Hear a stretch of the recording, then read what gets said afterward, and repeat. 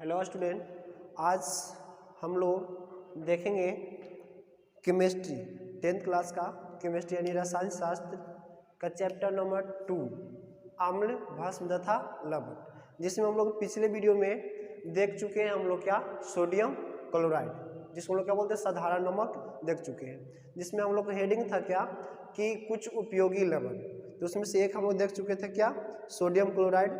ठीक है, तो आज हम लोग देखेंगे सोडियम हाइड्रोक्साइड के बारे में। किसके बारे में? सोडियम हाइड्रोक्साइड के बारे में। तो सोडियम हाइड्रोक्साइड है और इसका जो जनरल नाम बोले तो व्यापारिक नाम बोल सकते हैं। याद रखिएगा, ये आपको एग्जाम में ऑब्जेक्टिव के तौर पे डायरेक्ट पूछा जाता है, ठीक ना, कि सोडियम हाइड्रोक्साइड का व्यापारिक नाम या फिर आपको इसका फार्मूला पूछ दे। ठीक है, तो सोडियम हाइड्रोक्साइड का आपको व्यापारिक नाम क्या चाहिए? Caustic soda. क्या चाहिए? Caustic soda. याद रखिएगा कि सोडियम हाइड्रोक्साइड का जो व्यापारिक नाम क्या चाहिए? Caustic soda.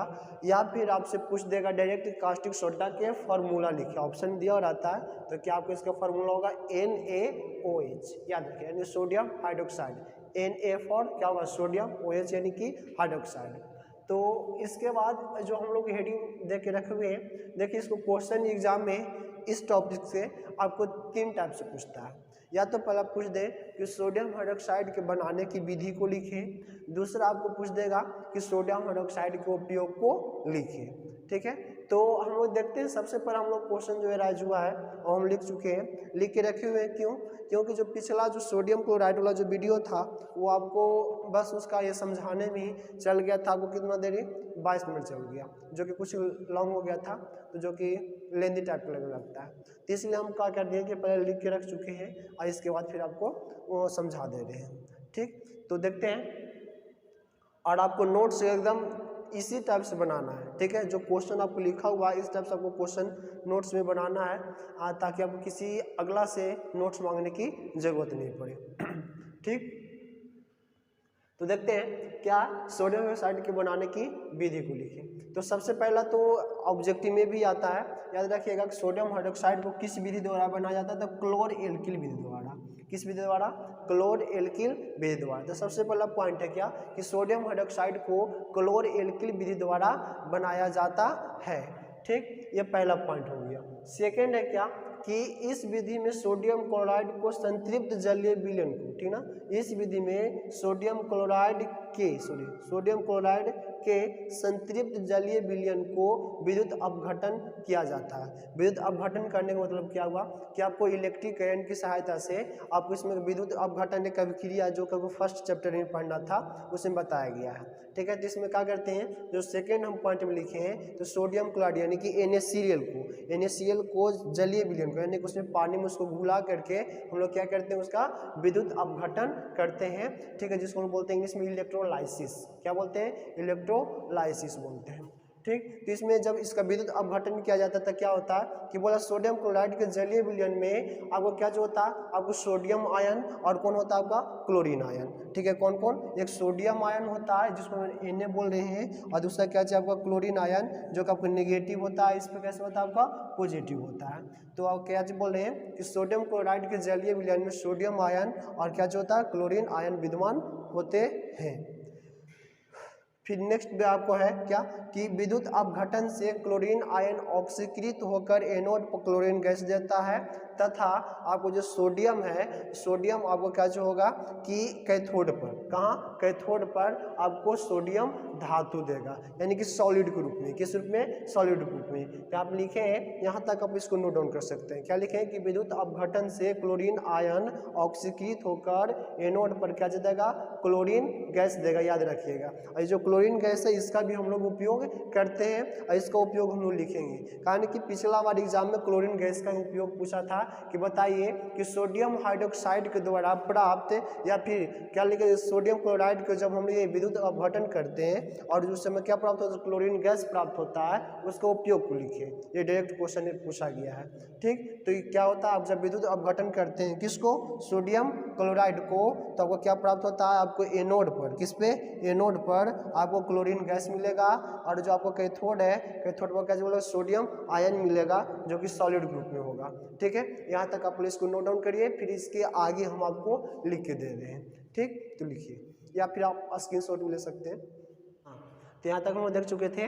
क्या देखें कि विद्युत अपघटन से क्लोरीन आयन ऑक्सीकृत होकर एनोड पर क्लोरीन गैस देता है तथा सोडियम आयन, ठीक ना, कैथोड पर सोडियम धातु के रूप में परिणत हो जाता है। ठीक है, देखिए अब जिस पे आपको ये चार्ज लगा हुआ रहे, ठीक, देखिए पॉजिटिव, यहाँ पॉजिटिव है, यहाँ क्या चाहिए आपका नेगेटिव है, तो इसको लोग बोलते हैं क्या, आयन। आप लोग को मालूम होना चाहिए कि आयन दो टाइप्स के होते हैं, एक होता है क्या, एक होता है धन आयन, एक होता है ऋण आयन। ऋण आयन जिसमें आपको प्लस वाला रहेगा उसको बोलेंगे धन आयन, और जिसमें नेगेटिव वाला रहेगा यानी कि माइनस रहेगा उसको क्या बोलते हैं, ऋण आयन। आप लोग की 9th क्लास में बताया जा चुका है कि कब होता है पॉजिटिव, कब होता है नेगेटिव, आप लोग जानकारी होना चाहिए। ठीक है, यदि वो हम बताने लगेंगे तो आपको इसमें ज़्यादा लॉन्ग टाइम चला जाएगा, फिर इसे आप बोलिएगा तो 9th क्लास का जो वीडियो है वो भी हम आप लोग को प्रोवाइड कराएंगे और बताएंगे उसमें कि किस प्रकार से होता है। ठीक है, तो यहाँ पे क्या सोडियम धातु में परिणत हो जाता है। फिर क्या बोल रहा है कि सोडियम धातु, नेक्स्ट पॉइंट है कि सोडियम धातु जल के साथ, किसके साथ, जल से अभिक्रिया कर आपको सोडियम हाइड्रोक्साइड बनाया जाता है। जैसे कि जो आपको कैथोड पर सोडियम हमको मिला सॉलिड ग्रुप में, ठीक ना, यानी धातु ग्रुप में मिला, जब उसको फिर किसके साथ, जल के साथ में अभिक्रिया करा देंगे, यानी कि सोडियम और प्लस में H2, जब सोडियम यानी कि Na और प्लस H2O जब अभिक्रिया करेगा तब वो क्या बन जाएगा, NaOH, यानी सोडियम हाइड्रोक्साइड, अब प्लस में आपको क्या मिल जाएगा, हाइड्रोजन गैस आपको मिल जाएगा, निकल जाएगा।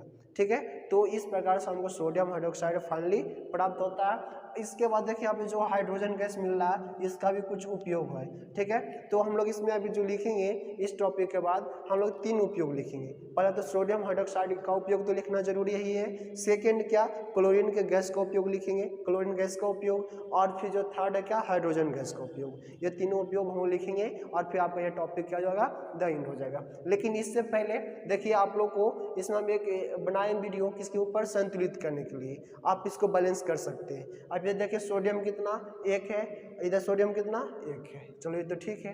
हाइड्रोजन देखिए, हाइड्रोजन इधर कितना, 2, इधर कितना, 2 1 3, इधर ज़्यादा हो जा रहा है। ठीक है, ऑक्सीजन आपका कितना, 1, ये तो बराबर है। हमको हाइड्रोजन जो दिक्कत कर रहा है तो हम लोग क्या कर सकते हैं, आप आराम से इसको कर लीजिएगा। ठीक है, हम बताए हैं उसमें किस विधि द्वारा, आप वीडियो जाके देखिए और समझिए संतुलित करने के लिए। ठीक ना, बहुत आसान तरीका से बताया गया है। कोई भी एक बच्चा को अगर उसको एक बार ट्राई कर लेगा तो वो सीख जाएगा, एक बार में सीखेगा। ठीक है, अब इधर आप इसको काउंट कर सकते हैं, आप पूरा ये टोटल लगभग क्या होगा, इक्वल होगा। ठीक है, तो आप इसको नोट डाउन करिए। जो हम लोग का नेक्स्ट होगा वो आपका क्या होगा कि सोडियम हाइड्रोक्साइड के उपयोग को लिखिए। ठीक, थैंक्स, आगे फिर देख लिखते हैं।